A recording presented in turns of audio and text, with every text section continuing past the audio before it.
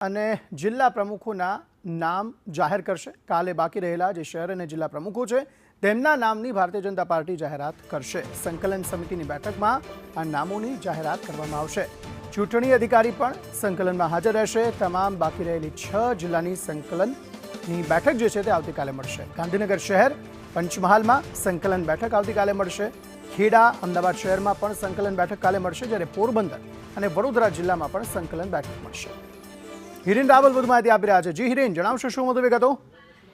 આવતીકાલે અખાત્રીજના દિવસે બાકી રહેલા શહેર અને જિલ્લા ભાજપ પ્રમુખોના નામોને આખરી ઓપ આપી અને એની જાહેરાત કરવામાં આવશે।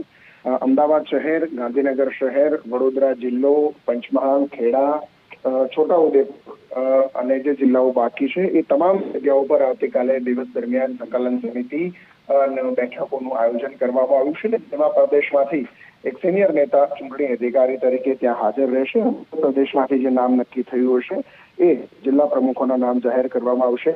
અગાઉ બાકીના જિલ્લા પ્રમુખોના નામ જાહેર કરી દેવામાં આવ્યા હતા। માત્ર 6 જિલ્લા મહાનગરના નામો બાકી હતા। એ પણ આવતીકાલે પૂર્ણ થયા પછી પ્રદેશ પ્રમુખના નામ માટે સંભવતઃ આગામી 10 થી 15 દિવસની અંદર પ્રક્રિયા પૂર્ણ કરાશે।